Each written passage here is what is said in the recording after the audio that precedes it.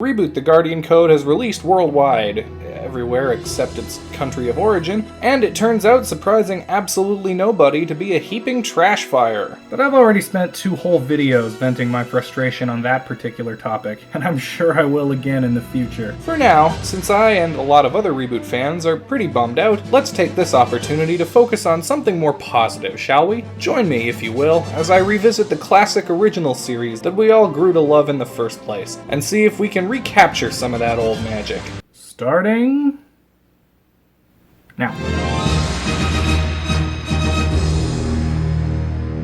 Reboot was a Canadian cartoon series that ran between 1994 and 2001. It was notable at the time for being the first television show to ever be rendered entirely in CGI. Originally the brainchild of these 4 people here, who would spend nearly a decade developing and improving upon computer animation techniques until it was polished enough to be ready for syndication as a television show, Reboot finally premiered on ABC September 10th, 1994, over a year before Toy Story would be released in theaters. The story takes place inside a computer, represented here as a small city called Mainframe, and follows the exploits of sentient programs who live inside the computer. Our 3 main characters are Bob, a guardian from the supercomputer, tasked with defending Mainframe, Dot Matrix, an entrepreneur and politician who operates out of a diner, but who has a stake in pretty much every business in the city, and her younger brother Enzo, a kid who just wants to help out and make a name for himself. These 3 are frequently joined by supporting characters Frisket, a super strong dog who only listens to Enzo, Mike the TV, a walking talking television who gets on everyone's nerves, and Fong, the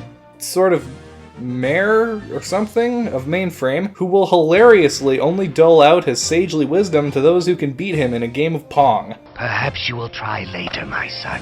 As you know, I can only download wisdom to those who beat me at my game. Our heroes strive to maintain peace in Mainframe and defend it from the evil virus Megabyte with his bumbling henchman Hack and Slash, as well as his army of brainwashed minions, and from the dangerously chaotic virus Hexadecimal. These characters are well developed enough in the first season, though most of the best character moments would come later on in the series. I do, though, particularly like the way that Megabyte is depicted as a sort of mob boss who has hired goons do all his dirty work for him. Well, get to work, you 2.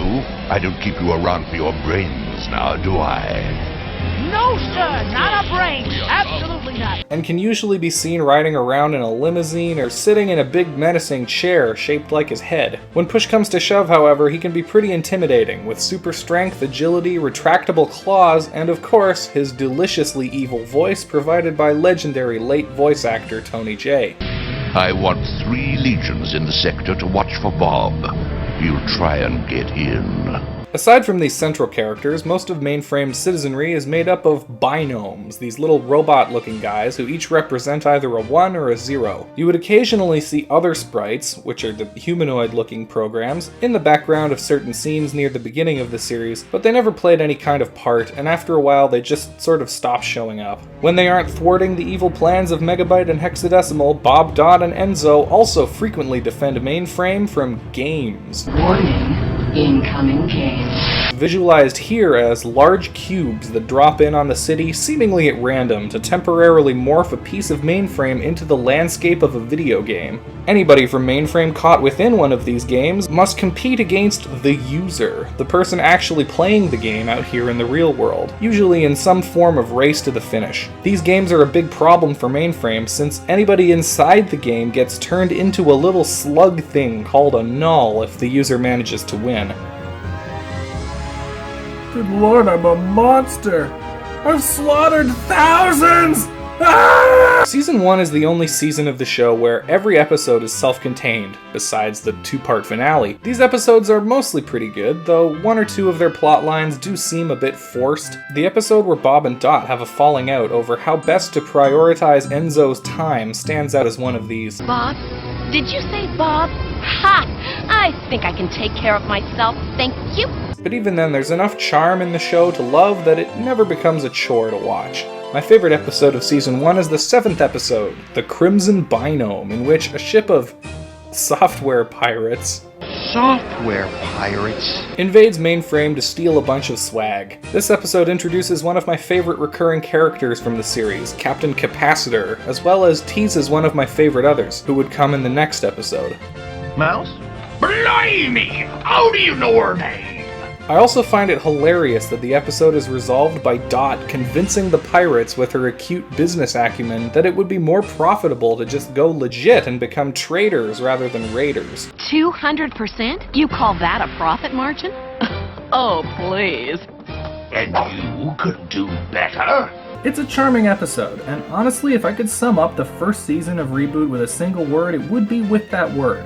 Charming. Everything about it is so charming, from the concept to the writing, the animation, the sound effects, everything, especially in Season 1. A lot of this charm comes from the fact that most of what was being done with the show on a technical level had to be pioneered by the creators and animators as they went along. Hurdles along the way that wouldn't have been anticipated or wouldn't have been encountered by anybody else. Because nobody's done it before, including us. You know, we didn't know how to do this when we started. You start with a blank sheet of paper, and so you can kind of make it up as you go along. This would lead to some aspects of the show being kind of hilarious in retrospect, such as facial expressions or walking cycles. You hardly ever see the characters actually walk anywhere, since walking is one of the hardest things in animation to look natural. Having grown up with Reboot, I had no problem adjusting to the visuals. However, both my wife and one of my friends, neither of whom had any nostalgia for the show, found the dated visuals to be a complete barrier for entry and couldn't get past them. So it's a tricky recommendation for new viewers, though I do have to say that the show is totally worth it for the story and the characters, and the animation also gets way better as the series progresses. We keep improving it. The other day we had a production meeting, and I was commenting on one character I thought looked a little stiff in a scene. And one of the animators got a little bit huffy and said, well, that animation is 40 hours old. When it first began syndication, Reboot was overwrought with censorship demands made by the Broadcast Standards and Practices, which were the ABC network's censorship board. The BS&P would impose all of these bizarre and overly restrictive limitations on Reboot's creative team, including but not limited to not allowing Bob to smash through a window, forbidding any violence necessitating workarounds like the inclusion of guns and swords that trap you in a bubble when you're hit, or arrows tipped with clown faces. Prepare to taste the blade of my butter knife? Don't you just hate when that happens? Outlawing the word hockey, citing a claim that the word is considered vulgar in some countries, and most famously and hilariously not allowing Dot to have an anatomically correct bosom because it was considered too sexual, leading to the affectionately named mono boob she would sport throughout the show's first 2 seasons. Yes. Really. These restrictions would not last forever, to say the least, but that's a story for a later video. One thing of note here is that Hexadecimal, a villain, and Mouse, an anti-hero, were both allowed to have individual breasts, which I guess makes the message here that sexuality is bad, though apparently this was okay? Lonely? Call me. On the Mainframe party line. My name's Kay, and I'm waiting to hear from you. Now. Mike. This aversion to anything that could be considered even remotely sexual seems like a pretty unhealthy mindset to me, but I mean, hey, I went to Catholic school, I've seen way worse. Reboot's creative team would routinely poke fun of these restrictions, taking little jabs at the board by including things like having Bob execute the BS&P command to teleport through the window he wasn't allowed to jump through. Glitch. BS&P. Or by devoting an entire episode subplot to having an annoying character hang around Dot, censoring everything she tries to plan for Enzo's birthday party. 'Cause we're living with BS&P. Yeah, we're living with BS&P. Oh, it's fun to play in a non-violent way.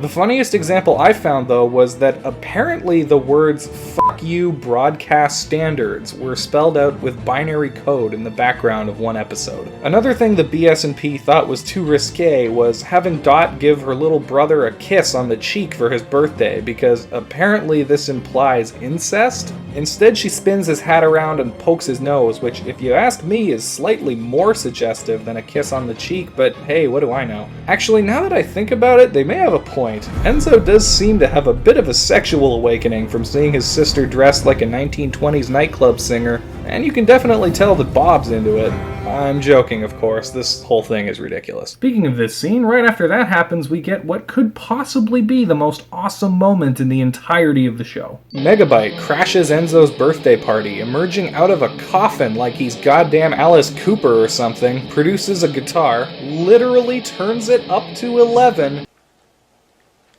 These go to 11. and starts playing a wicked solo for the cheering crowd. Not to be upstaged, Bob whips out his own guitar, and the two of them have an epic impromptu rock-off, complete with hack and slash on drums. After totally wrecking Bob at Battle of the Bands, Megabyte declares, I've always wanted to do that. Gives Enzo the guitar as a birthday gift, then pieces out in his limo like a boss. Lest we forget that Megabyte is supposed to be the series baddie though, the next episode sees him attempting to steal hundreds of binomes' identification codes, effectively for the purpose of turning them into slaves. This is the two-part season finale, and while the Crimson Binome was my favorite episode of the season, this is definitely the best one on an objective level. In this episode, we get a what-if version of Mainframe's future, complete with an older Enzo in what seems like it could have easily been a first draft of what the character would eventually look like by the end of Season 3. He's got a lot of the same features, a predominantly black outfit, an earring through his left ear, a scar through his right eye, and fingerless gloves.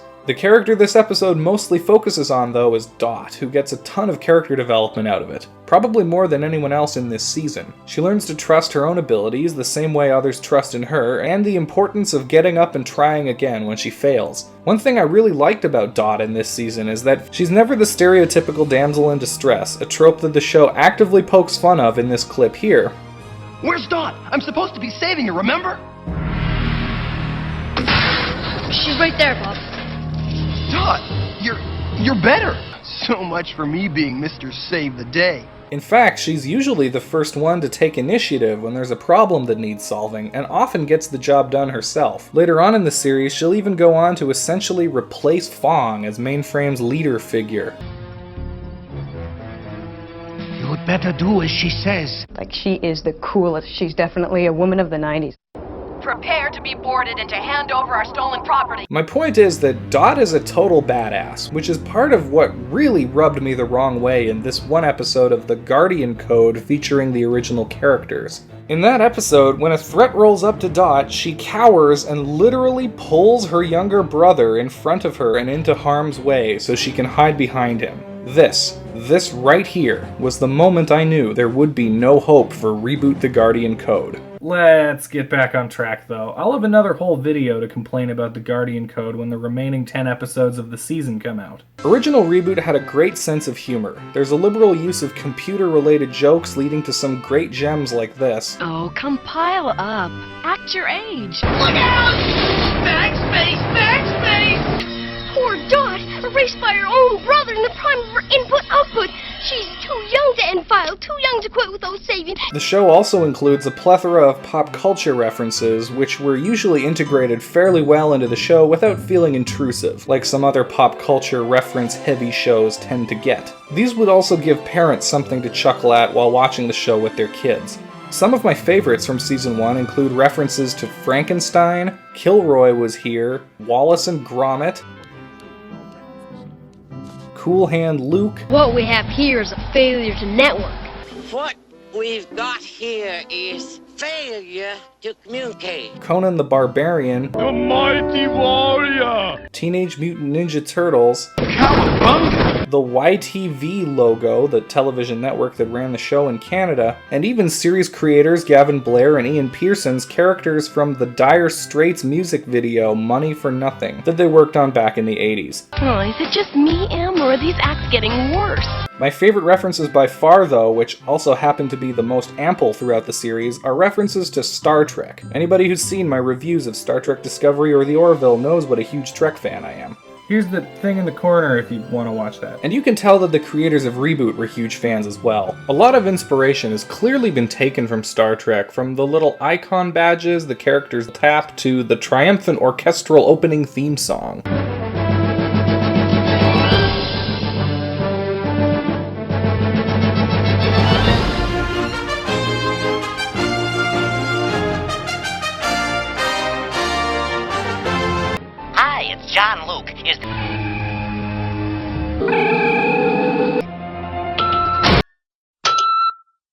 They task me, and I shall have them. He tasks me, and I shall have him. They even give the two ships featured in the Crimson Binome episode warp nacelles, and have a binome who looks and sounds like William Shatner give his infamous spoken word rendition of Rocket Man. Bad hair, great pipes, need I say more? Give it up for Captain Quirk. Packed my bags last night, pre-flight. 0 hour. And I'm gonna be high. High. As a kite by then. Let me know if I've missed any Trek references from Season 1 in the comments down below. The first season of Reboot is a solid start to what would eventually become one of the best kids shows of its time. The clever writing, solid characters, and sheer determination of the animation staff make the show well worth a watch, and I wholeheartedly recommend checking it out if you can get past the dated visuals. Next time we'll be taking a look at the second season where the show really starts to hit its stride. Thanks for watching. If you enjoyed this video, let me know by hitting the like button and subscribing if you're new. This channel has more than doubled its size in the last week and a half, so let me know in the comment section what movies or shows you'd like to see be the focus of these scripted videos in the future. I could definitely use some input. Until next time, thanks again for watching and take care.